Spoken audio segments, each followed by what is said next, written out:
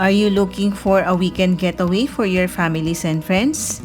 Then this video is for you. Welcome to Las Casas FIlipinas de Acuzar. In this week video, we will going to visit the beautiful Filipino heritage attraction, Las Casas FIlipinas de Acuzar. Here you will see the classic Hispanic-inspired buildings, houses, bridges, and lagoons. I will give you some information about this place, Hotel de Oriente, and I will show you their cultural presentation they have there. Aside from that, we will have a room tour of their hotel accommodation. All this and more in this week video. So, stay tuned to my channel. Welcome to my channel. I'm here and I'm Leah. Good morning guys! We are currently here now in the beautiful heritage resort of Las Casas FIlipinas de Acuzar. For those who doesn't know, Las Casas FIlipinas de Acuzar is a unique and picturesque heritage resort located in Bagac, Bataan, Philippines. This place is best known for its beautifully restored Spanish-Filipino colonial houses which transport visitors back to the 18th and early 20th century Philippines. This heritage resort and open-air museum was developed by Jose Jerry Acuzar, a businessman and art collector. His vision was to salvage and restore decaying ancestral houses from across the Philippines and give them the new life in one location. We are currently here now in Hotel de Oriente of Las Casas FIlipinas de Acuzar. It is one of the most iconic and grand structure within this heritage resort. It is not just a visual centerpiece, it also represents a significant piece of Philippine architectural and cultural history. The Hotel de Oriente is a full-scale replica of the original hotel built in Binondo, Manila in 1889, which is considered the first luxury hotel in the Philippines during Spanish colonial era. Actually, the original hotel sadly was destroyed during World War II, but Las Casas recreated it based on historical photos and documents, and the result is this magnificent building. As you can see, the building is a masterpiece of colonial architecture, complete with intricate wood carvings, copy shell windows, and majestic columns. The craftsmanship reflects the finest Filipino artistry, especially the woodworks. This is the outside view from the Hotel de Oriente. You can see the West Philippine Sea, and this is the outside of the building. There is also a river connecting to the sea. On my other video, we will going to try the river cruise, and we will going to explore the different ancient houses here in Las Casas. So watch for that video too. Inside Hotel de Oriente, it feels like stepping into a time machine. Think of a huge chandelier, hand-carved wooden panels, art deco detailing, and polished wooden floors. Diba ang ganda? Unlike a regular hotel, this replica of Hotel de Oriente doesn't offer accommodations.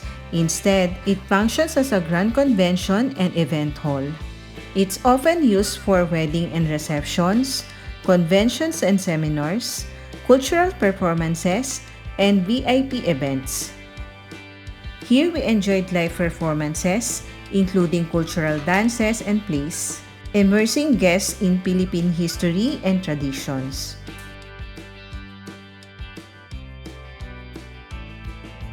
Here are the example of cultural performances showcasing traditional Filipino dances and music.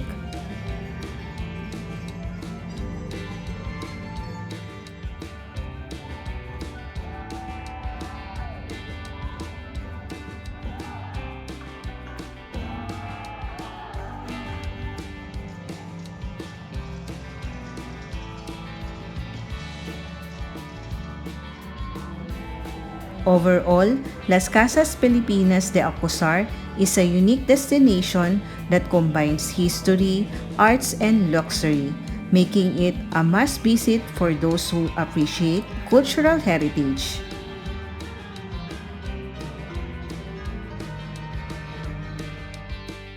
Now, let's go to their hotel and I will give you a room tour. Each of these buildings are hotels and accommodations. And they have a service jeeps that gives you a free ride if you would like to see the different areas of Las Casas.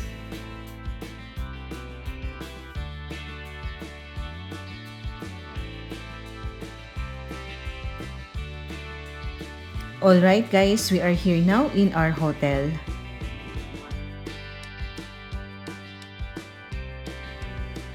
And here is our room for today. And this room has a nice balcony.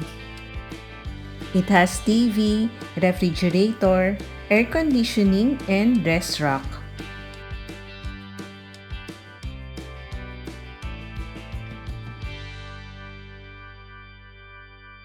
Let's go to the toilet area. They have here a nice classy mirror and sink, hair dryer, and toiletries.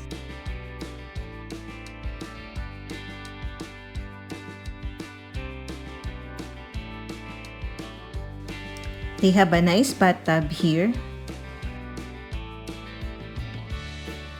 And shower over there.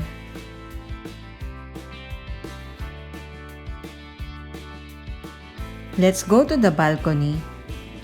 And this is the amazing view from our balcony. They say that this is the replica of Estero de Benondo. Tomorrow, I'm excited we will going to have our boat tour. It will be on my next video, so don't forget to watch it. And guys, if you were gonna ask me if this place is worth visiting, I will definitely say yes. Las Casas FIlipinas de Acuzar is really an amazing place, and I recommend that you come and experience this place. It will be good if you will stay here for a night so you will have a lot of time to explore this place. Alright guys, I hope you liked this video for today, and I hope I gave you good information about Las Casas FIlipinas de Acuzar. On our next video, we will going to explore Las Casas by boat. So stay tuned to my channel. If you like our video for today, don't forget to like and subscribe to my channel and hit that notification bell as well to keep you updated on my latest video. Thank you for watching. Bye!